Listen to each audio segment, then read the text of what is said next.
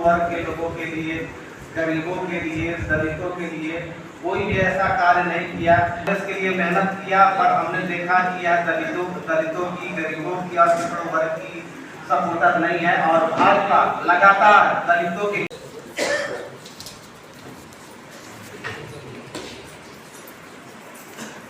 और मैं यही कहना चाहता हूँ, नरेंद्र मोदी जिंदाबाद, नरेंद्र मोदी जिंदाबाद, भारतीय जनता पार्टी जिंदाबाद। फिर एक बार मोदी सरकार, फिर एक बार मोदी सरकार, फिर एक बार मोदी सरकार, अब की बार, अब की बार, अब की बार।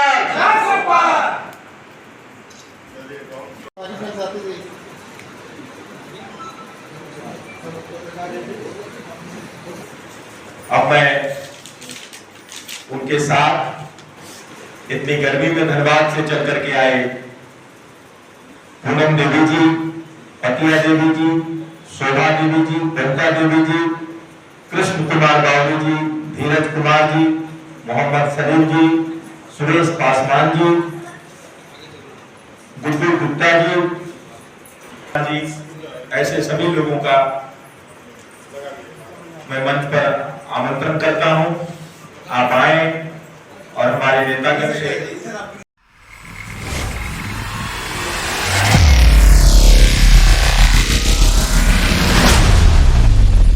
एक ऊर्जावान नौजवान हैं जो दलित विषयों को, दलित से संबंधित विषयों को लगातार पुरजोर तरीके से उठाते रहे हैं।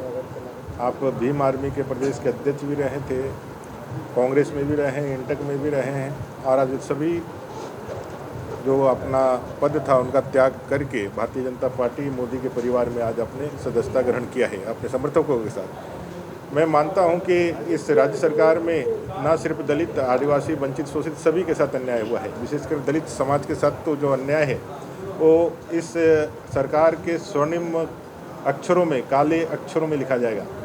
और ये सरकार दलित अत्याचार के लिए कुख्यात भी रही है, उनके तिरस्कार के लिए भी कुख्यात रही है। कई एक घटनाएं आपने देखा होगा कि इस सरकार में लगातार दलित का कोई मंत्री नहीं है, और वारंट निकलने के बाद भी एक लोग आस्था व्यक्त कर रहे हैं। देश के अंदर सभी समाज के लोग वो जात पात से ऊपर उठ करके उनको लगता है कि बाबा साहेब भीमराव आम्बेडकर जी के संविधान में प्रदत्त ताकत का अगर कोई यदि सही मायने में जन कल्याण के लिए उपयोग कर रहा है और जनता का कल्याण कर रहा है, जो सबसे ज़्यादा जरूरी इतने दशकों के बाद भी दलित और आदिवासी भाइयों को है, तो यह नरेंद्र भाई मोदी जी कर रहे हैं।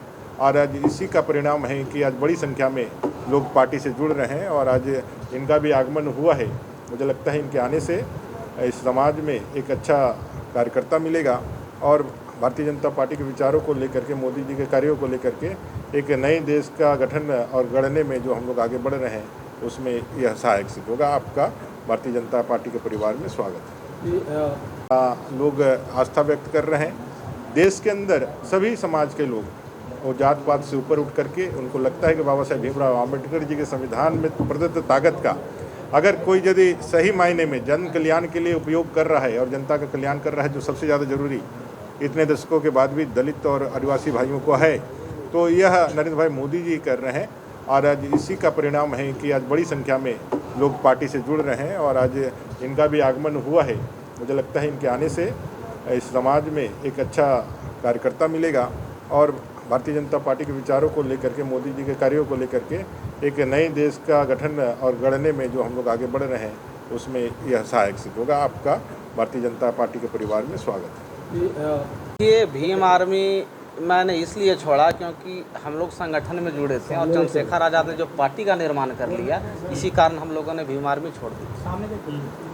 और बात रहा कांग्रेस में मैंने इसलिए आया कि हमने देखा कि भारत की पहली पार्टी है और यह मजदूरों के हित में काम करेगी, दलितों के हित में कार्य करेगी, इसीलिए हम कांग्रेस ज्वाइन किए। और 3 साल हमने कांग्रेस को समय दिया। 3 साल में हमने बहुत सारी आवाज़ उठाई, लेकिन कहीं भी कांग्रेस का कोई भी नेता, कोई भी सांसद, कोई भी विधायक कहीं ने सपोर्ट नहीं किया।